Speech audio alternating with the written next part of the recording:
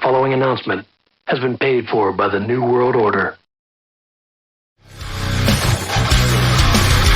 Doing music today. This is a bitch fest here about that crap we saw on Saturday. The fix was in. It was 100% fixed.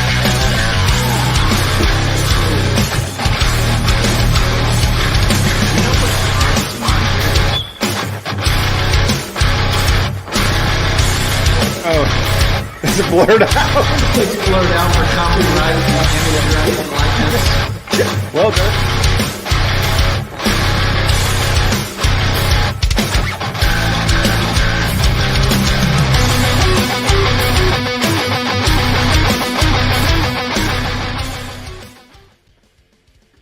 What's up? What's up, everyone? Welcome to the episode of the Couchcasters podcast. Today is Tuesday, December what's today? The 27th.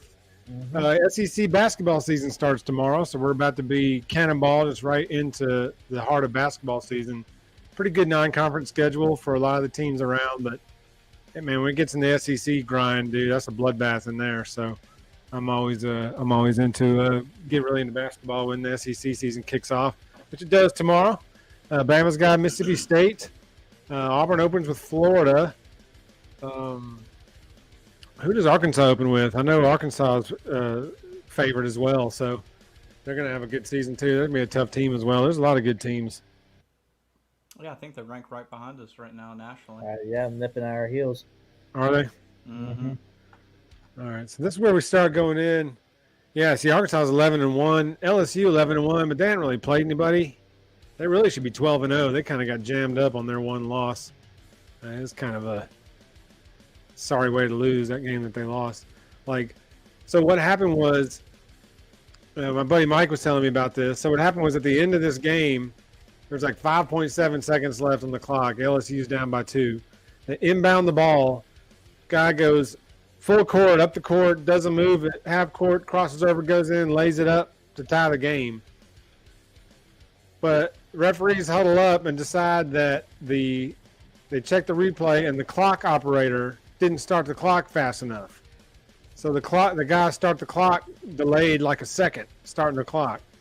So they determined that the guy could not have made it the length of the court, do the move at midcourt, go in and lay it up in that amount of time.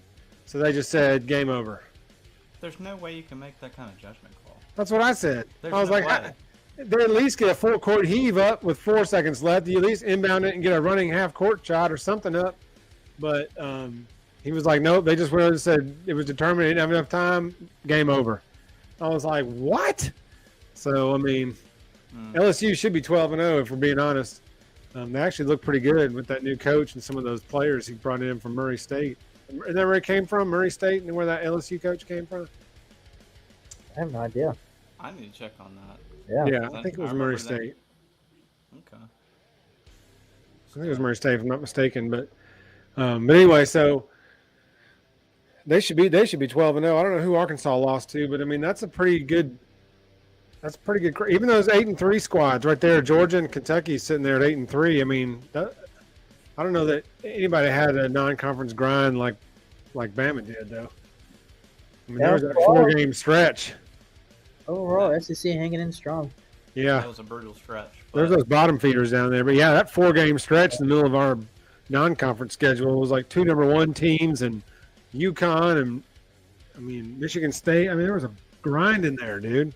And then Gonzaga, we didn't survive Gonzaga, but Yeah, oh well. just couldn't catch up. We lived to play. Yeah, that game was crazy, man. I actually went to that game. Here's a picture I took from our seats at that game. It was a decent. It was a sellout. It was a good crowd. I'll say what it was missing was students, Yeah, like the hard hat crew. Like it didn't have any students in there because, there were no students. There was no student section, so it was really missing the students atmosphere. But it was still a good atmosphere. Nice arena. They should have had a student section in it, and we just play all our home games there. It'd be a nicer arena, but it was like you said, just couldn't catch up. Yeah. Just couldn't catch up.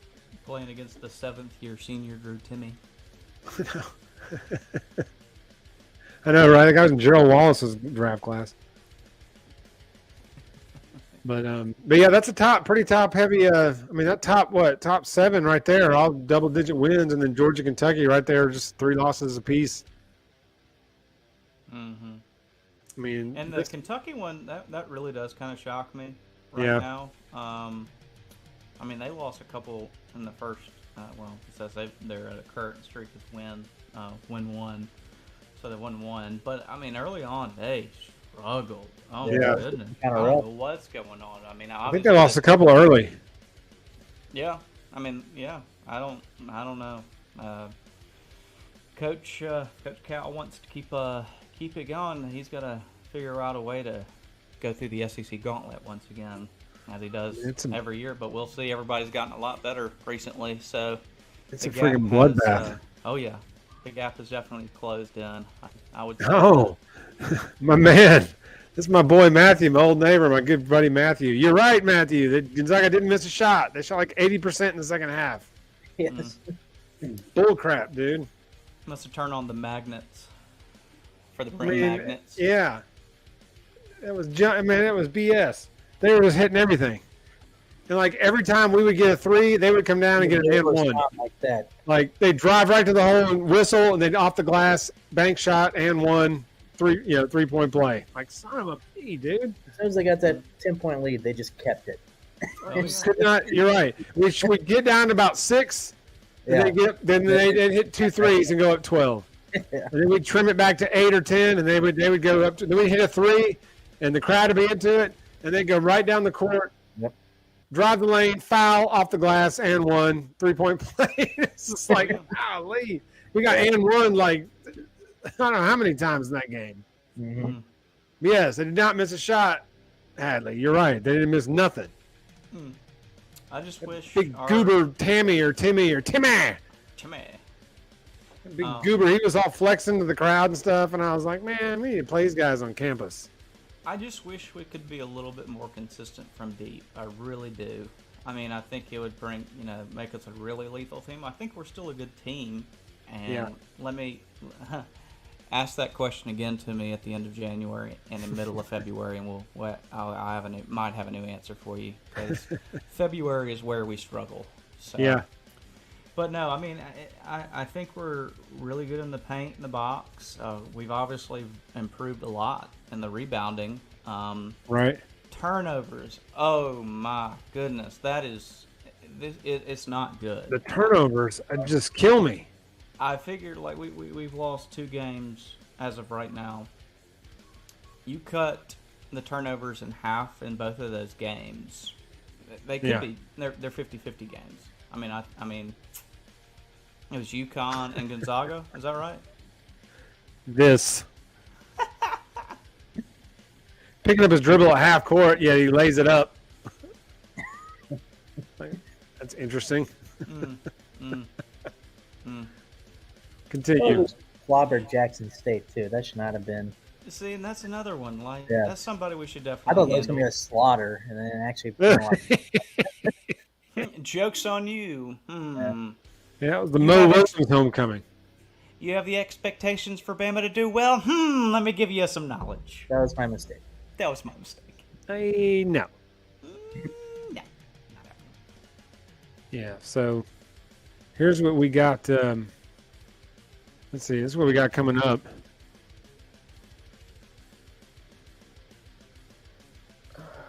Let's see here. I was going to put up a schedule. Yeah, because we got Mississippi State, Ole Miss, Kentucky, Arkansas, LSU. Goodness gracious. That's going to be... Yeah, I'm not sure what's up with Quinterly, man. He's just... I mean, every now and then he looks like his normal self. Where he's got handle and he's cutting and moving and stuff. And then there's times like then he passes the ball and it's like, where are you passing the ball to? Yeah. I don't get it. I just don't think he feels comfortable yet. I don't know if he ever will. I really don't. Maybe not. You just never know. I mean, I hope so. Yeah. It would really benefit us, but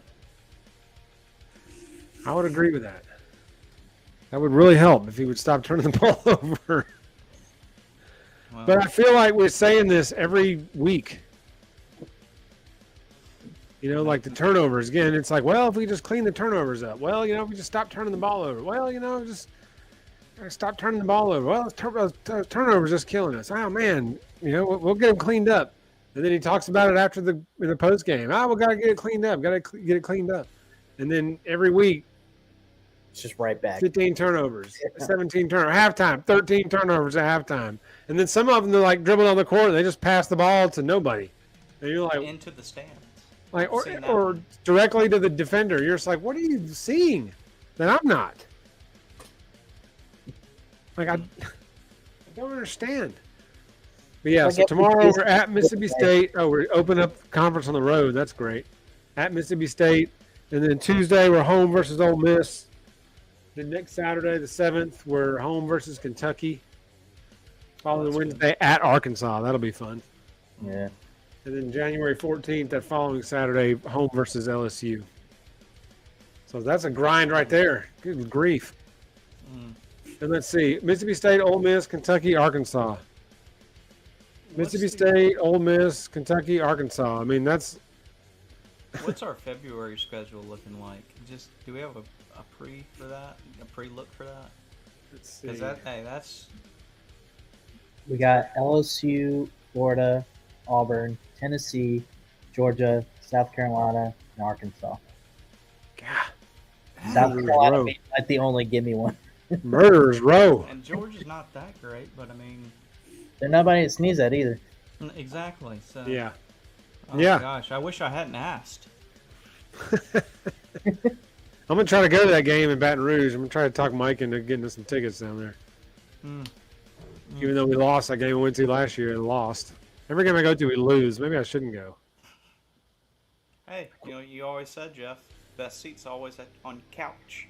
Agreed. That'll never change. That will never change. The couch always wins. Although these are pretty good seats, but not as good as my couch would have been. Hey, But it was cool. My dad went with me. My son was supposed to go, but he got sick with a fever the night before. He was running a fever, and so he didn't go with us. So it ended up just being my dad just went. But it was cool because the seat in between us was empty, so we put all our jacket and all our stuff in that seat and didn't have to worry about sticking it on the ground. The guy behind us was really into the game. He was really, really into the game. Like, the Bama guy? oh yeah, Oh, yeah. it was a guy and his dad too, but they were a little bit younger than we were. But he was really into the game.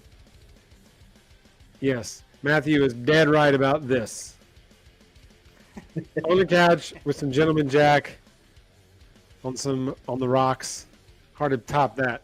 That used to be our Sunday night thing during Sunday Night Football. I'd walk next door. He and I'd pour a glass of Gentleman Jack. Cheers, and we'd sit and watch some of the Sunday Night Football game, sipping on some Gentleman. Those are good times. And so developed my love of Gentleman Jack, which I always keep on me now. I don't have any tonight, but I do have some. Little backstory to the Gentleman Jack fixation. Yeah, so I should probably stop going to basketball games, but every now and then I'll throw it in there. We need a loss to kind of refocus the team. So then I'll go to the game and There you go. and then we'll lose and get the team refocused again. Except last year we just kept losing. Kind of like my fantasy team. You lose like 5-6 in a row to close out the season. And then get blown out by 50 in both playoff games. Yeah. I know that feeling. Yeah. That feeling. Yeah. Yeah, I was looking good there for a while, and then something happened, and I lost like 5 in a row. Lost the 6th place game by like 50. So I was like, okay, I'm in the championship game and the one with the guys in my church, but Matthew's in that one too. Hadley, the one that was in the comments, he's in that league too. He went undefeated a couple years ago. He ran the table a couple years ago. Dang, that's tough. Yeah, third bag. I don't think he's made the playoffs since, but still, he ran the table that one year. Since we're on NFL, I do have to ask Hunter what he thinks of the Miami situation right now. Yeah. There's a lot of playoff contention up there, you know. What are they going to do about Tua? What's going to happen, man? I don't know. I think it's going to come down to you can't let weapons like Waddle and Tyreek just go to waste. Bingo. He needs to retire. It's over. You can't have 3 concussions in 4 games. Like, it's over. It'd be one thing if like it was the same game where like Tyreek and Waddle just aren't hitting the marks, but they are. Yeah. And then Tua goes and throws 3 interceptions back to back to back. I mean, he had no clue what he was seeing at that point. I know. Like, I'm convinced he was either colorblind or something. Like, well, the third one, he was playing Madden. Yeah, but the third one's all right. We're probably not going to win this anyway. But then he throws it. I'm like, you got to be kidding me. Yeah. Yeah, and it was like directly to the Packers' defensive back. And I was like, he can't be right. There's no way he throws that ball if he's right. You're going to give Matt Ryan a run for his money for most cursed quarterback. Matt Ryan. How dare you speak that name in these airways? Broke his own damn record. God, Matt Ryan is hot garbage. Poor Matt Ryan. But yeah, like the whole thing with Tua is like when I watched his interceptions, the first one it was an overthrow, and I was like, okay. I mean, yeah, like okay, but the last 2 were directly at the defender. I was like, who are you throwing to? Like, yeah, like the second one is inexplicable, and then I found out that he was concussed, and then I saw the replay of him bouncing his head off the turf again. It's like every time he gets tackled, that's how he falls. He goes like ass back of head. I'm like, he needs like a fall coach, like somebody come in and teach him how to take a hit, like take a fall. Yeah. And we're talking about the guy who we saw him do his little finger movement after that second concussion this year. Like, yeah, when he was paralyzed for a minute. Yeah. I mean, that was horrifying. He die on screen. Yeah. It could have happened. It's it. He's paralyzed. It's over. I was sitting there going, it's over. It's over. I don't know. I wish him the best. I hope he makes the right decision. But he's got a child. He's got a baby now, dude. He can't be messing around now. That's too many. And then when he's 40 years old, he doesn't remember anything about his career. You know, whatever, like Jevin Sneed all over again. You know, like it's about his well-being now and the quality of life, and it's not worth it, man. He's got his paper. He got his bag. You know, he didn't make it to a second contract, so be it. But I mean, it's take your $25 million and enjoy life. Yeah. I mean, he'll have a job in TV. Somebody will hire him on TV in a heartbeat, or a coach, you know, or a play call or something. Like he can be around the game, but it's not worth it to risk future quality of life by bouncing your head off the turf multiple times. Like that's not worth it. This turf sucks, man. Turf sucks. This turf is taking knees. It's taking heads. This turf sucks, dude. Like, get rid of this stuff. You think it would have been better if it was natural? Maybe. On those kind of situations. I'm not Maybe. talking now. I know for a fact on the knees. I know for a fact that I don't even talk about that when it comes to knees. I've seen too many blown knees because of non-contact blown knees. Yeah. Makes no sense. Like they were talking about one this weekend. I can't remember who it was with, or who it was against, but his knee would have locked up had it not been for natural grass. Yeah, I think I remember something about that. I remember something about that happening. It's like I can't remember what the player was. Or who it was. Ertz, maybe Zach Ertz or something. Yeah, it was where like, the defensive player tries to hit him in the knee, and his knee actually gave way because it was natural. Natural. It didn't stick in the thing there. Mm-hmm. Or those. The non-contacts where you're just like, you know, jogging across the field and your knee explodes. Yeah. Like, seriously? Mm. And then the next week, your other receiver jogged across the field, his knee explodes. Same way. Like, what? You must be referencing last year, Alabama. I can't let it go. I'm sorry. I knew it. I can't let it go. Because it led to that debacle this year. And then Bryce Young started 2 years and has nothing to show for it. I don't even know. He's gonna have a Sugar Bowl win versus Kansas State. And he'll play for the Texans. Yeah. And then your reward now is getting drafted by For the love Texans. of God. I'm telling For you. the love of God, do not let that happen. It's There is no. You know what? Let Will Levis. Let Levis get taken first round or first pick. Let him. Please, for the love of God, do not go to the Texans. Stroud I'm or sorry. whoever. Stroudsky or whatever his name is.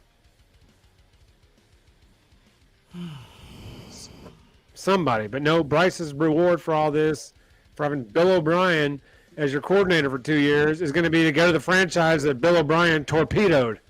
Like, congratulations. Your college career was tattooed, and now your pro career is ruined by the same guy.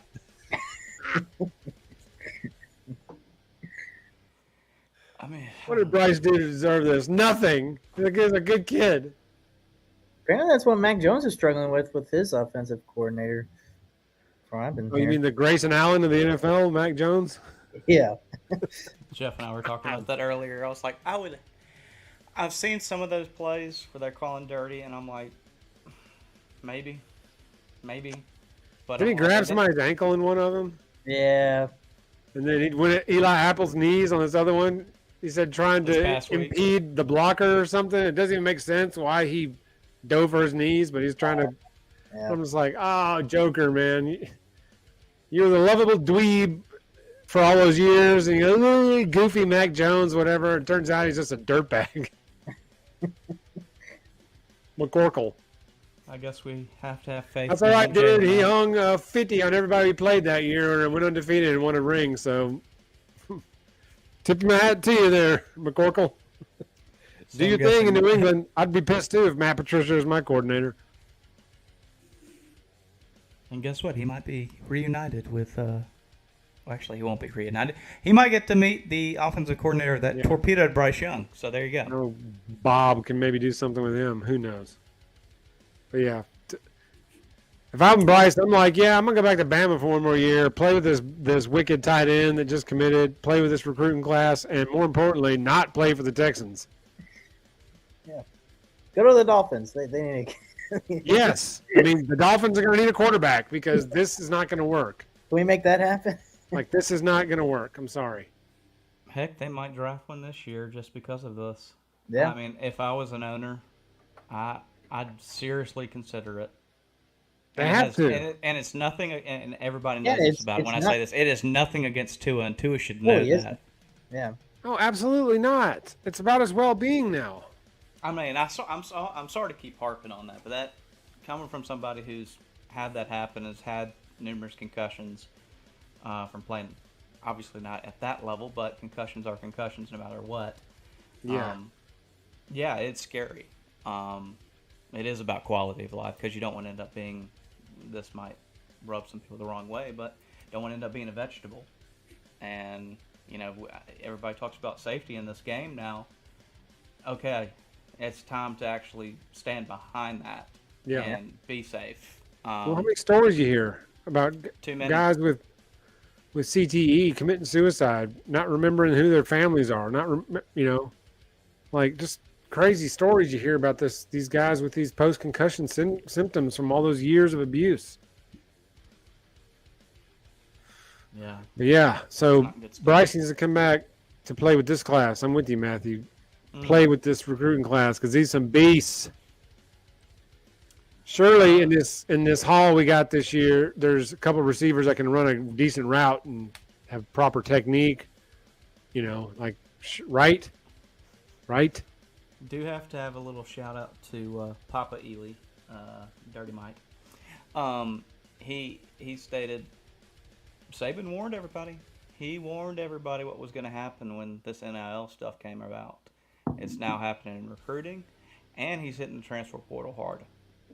I think now what he and I were actually discussing was Alabama's caught up to figure out what they need to do to get the best players, and we're paying players, guys. Everybody's paying players now. It's legal. So We've been doing it for years. Now it's just legal, right? now it's just legal. I mean, come on, guys. It's been going on a long, long time. There ain't no ifs and buts about it. It's been going on a long, long time before I was even on this earth. It's been going on a long, long time. Very long time. But no, yep, I'm really eager to see a lot of these 5 stars. Those 2 guys from Carver here. Shout out to the Gump. Those guys look like the real deal. They do look like the standard of what the defensive line used to be. So we'll see. We've got a 5-star running back, Justice Hayes. I can't remember his last name, but I know he's doing the early enrollee. There's those clips of Downs and that other safety. What's his name?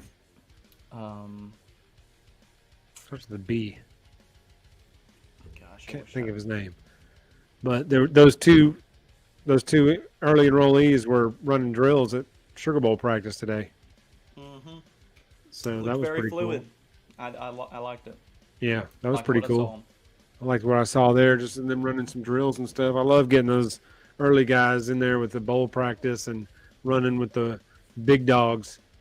I'll You know, say for this. that month of practice, basically. The 2 things that I really liked was, Or week of of course, practice. the one play that we saw that Milrow was at wide receiver. That was nice. I'd like to see a little bit, obviously, more of that. And the second thing had to be how big Eli Holston is, this 4-star quarterback that we got. I like him better than Arch Manning. That's just He me, is though.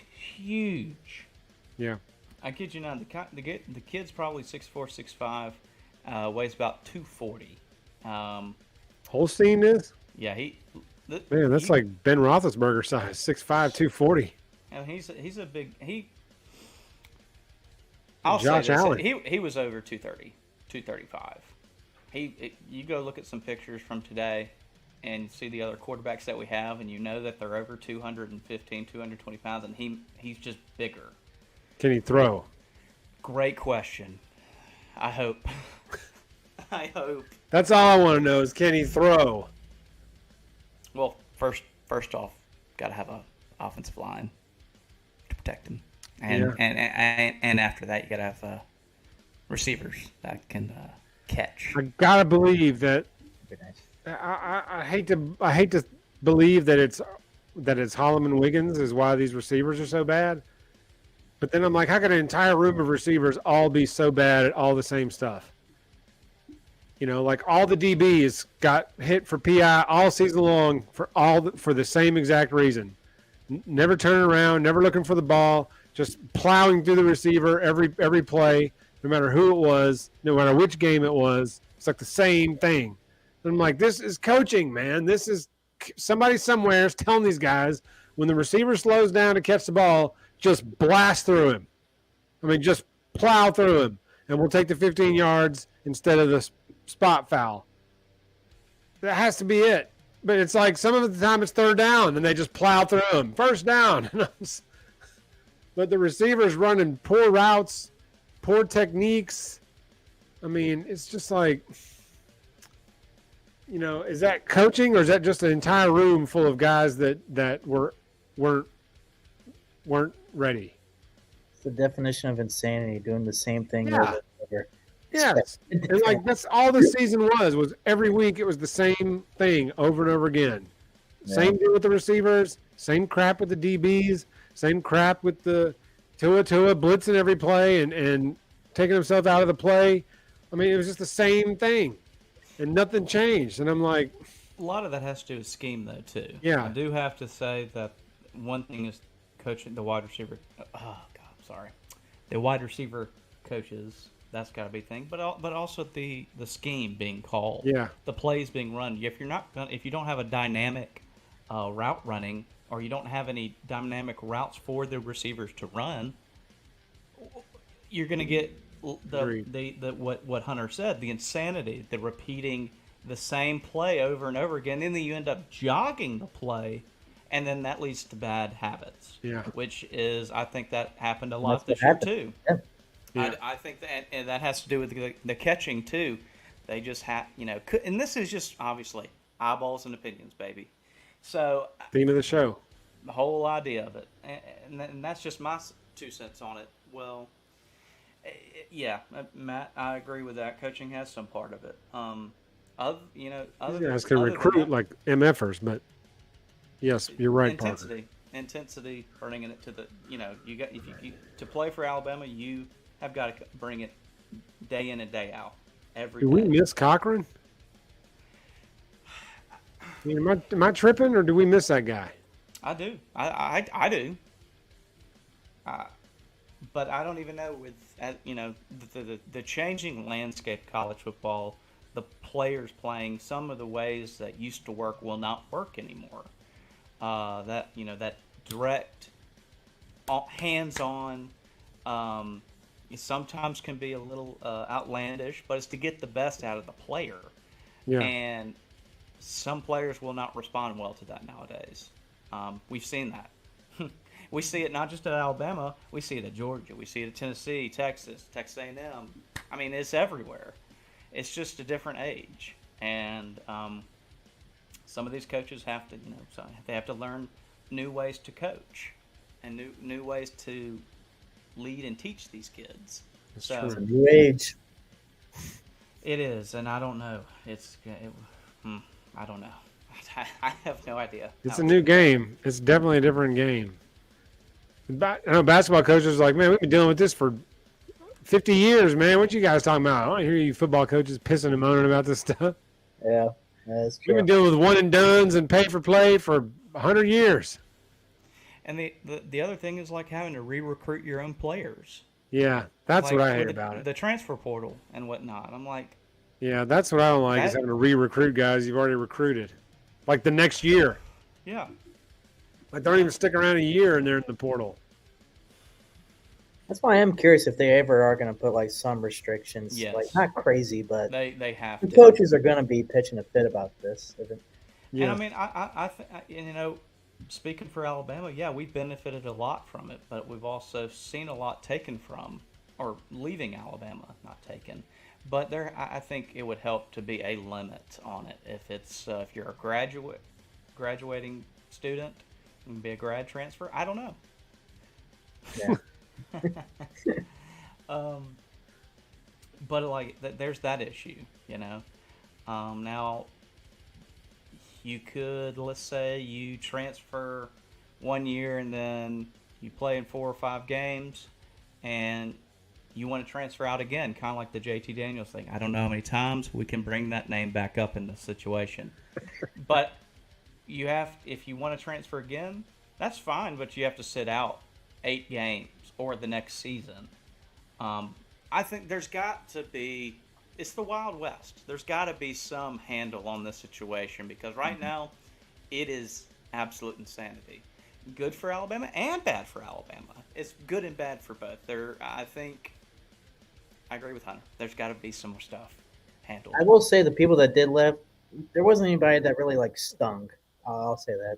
Oh yeah, Yeah. yeah. I mean, Cohen was the one that shocked me the most just because he was a starter and he was going to start again this year, I think. Maybe. I don't know. I know Booker was playing a lot, but I mean, Even some of the bigger names like Toto, I was like, well, you don't really do that much. It's like, but Brockermeyer doesn't shock yeah, me. like, all right, I guess that's actually not that bad. I heard somewhere that for Cohen that it was more of a personal thing that he was dealing with at Alabama, and Okay. maybe he also saw, maybe as I think Hunter said it, or maybe Jeff said it, saw that Booker was getting a lot more playing time and whatnot. I mean, that could have taken it. If you felt like you're about to lose the starting job, okay, I could see it, and it's too much to. I mean, not everybody can play to the standard up at Alabama. Okay, it's tough. It is very tough. I'm wondering if Booker's going to wind up at left tackle. Because I don't know. I'm pretty sure Steen was a senior, right? So he'll be gone. Yes, he's gone. So we hadn't hit the portal for a left tackle yet. So I'm wondering if like the plan is as good as Booker was playing the 2 guard positions. Is the eventual plan going to be to shift him out to one of the tackle spots? Or is JC going to shift over to left tackle from right? Depends on who we have at quarterback. Interesting, Interesting that Tommy Brockermeyer was massively overrated, I guess. Could have been also coaching to that too. I noticed his brother stuck around or has stuck around so far. Jimmy or James. James. We'll see. Yeah, he plays center, so center takes a few years takes 2 or 3 years before you can really contribute at center. You rarely see freshmen or sophomores playing, starting at center in the SEC. We've seen one of the best to ever do it at Alabama being Barrett Jones, and he started at every other position until his last year being center. So. And he was a senior before he could play center. So, and he was one of the best we've ever had. Agreed. Same thing with Landon Dickerson. He was a guard for a few years, and then played center his last year and was dominant. Now he's back at guard. He is back at guard now. Only because the Eagles have a Hall of Fame center. Otherwise, he'd probably play in center. I bet he's learning that position for when that guy retires. That may be the plan, is for Landon to take over at center. With his little, when people draw off sides, he did that little point. And one of them guys shoved him, and he fell all the way back down on his back, with his feet up in the air. And he knows how to fall, apparently. Yeah, see, he never bounced his head off the turf every single time. Even when Tua gets tackled front ways, somehow he falls backwards and smacks his head off the turf. It's how do the physics even work? That's such a shame.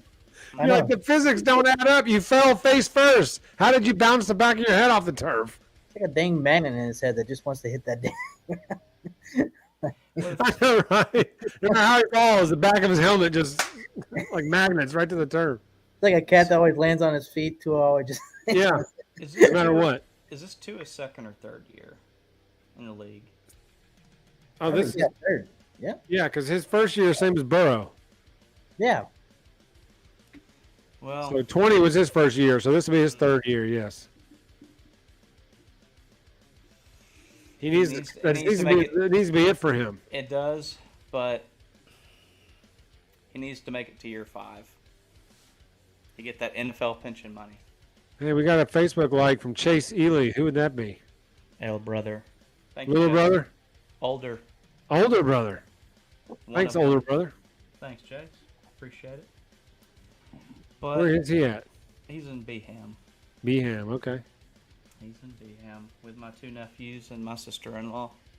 Oh, is he the one that just had the baby? That was the other brother, but yes, he okay. He also did have one too back in August. But gotcha. Yeah, 3 months. I will give Tua credit. He's at least better than Zach Wilson. Gosh. Zach who? Zach Wilson? Yeah, well, that wasn't much to say. I knew he was. Pretty boy Zach Wilson. Ooh. I heard the Jets are they were straight up booing him. It was so bad. He is brutal. He is. He is god awful. It's bad when he has no business whatsoever. He's not even a backup quarterback. He can't even stay in the league as a backup. He is so terrible. He was the backup. And and still somehow jacked it. I mean, it just he is awful. Have freaking Mike White starting and Joe Flacco backing him up. Flacco's 48. Yeah. Zach Wilson. I think Flacco's just there for moral support. I really do. It's nothing against Joe Flacco. He won a Super Bowl, okay? He did really great that year, but now Joe Flacco can eat manure. He can eat manure. Hope he dies of gonorrhea and rots in hell. Alrighty. It just took a turn. This just took. Hey, you brought Flacco into this, okay? Anything that follows, I can't be responsible for. You struck a nerve breaker. Whoops. I'll make sure not to cross that one again. Note to You self. understand, I'm a Steeler guy, so I had to watch Flacco for how many 12, 13 years. Yeah, I had to play him twice a year. Watch him in the playoffs. Had to play him in the playoffs again. There were some years you had to play the damn Ravens 3 times in the year. That's some bull jive. But look, who was beating you? Was it Joe Flacco or was it Ray Lewis in that Baltimore defense? Doesn't matter, okay? Yeah. I feel a lot better if I kick Joe Flacco in the throat than Ray Lewis. I wish Fonzi was here for this. Love it. What, the big Flacco guy?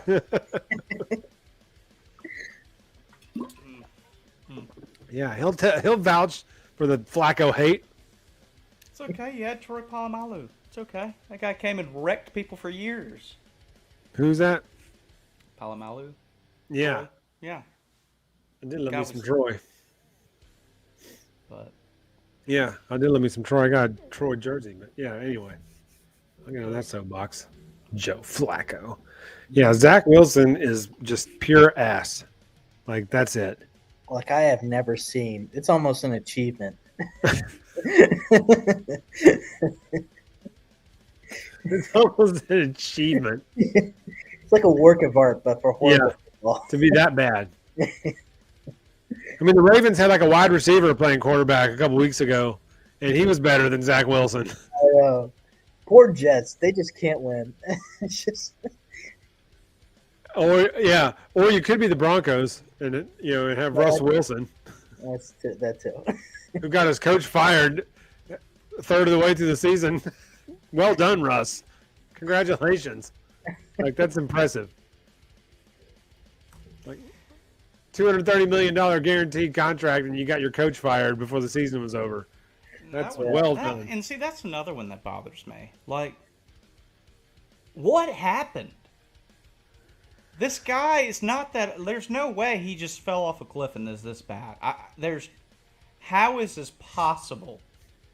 Yeah, I feel like I missed a step. Like Maybe Pete Carroll was like disguising it over the last couple of years, and then he cut bait when he could, and now you're seeing Russell Wilson without a running game or stout defense.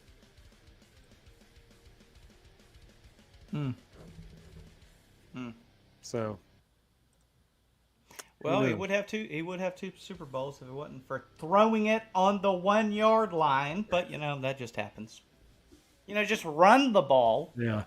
Oh, you have Lynch? You have Marshawn Lynch? Yeah, no, we're gonna throw. I'm not even a Seahawks fan. That's how much it irritates me. All you got to do, run the ball. You could run it 4 times. I guarantee you wouldn't stop Marshawn Lynch 4 times. He's getting in at least once, right? If not twice. I'm still baffled by that decision. So, Yeah, Pete that's Carroll, that one's on you, buddy. But it's okay. You know what? You've screwed things up before. I've heard.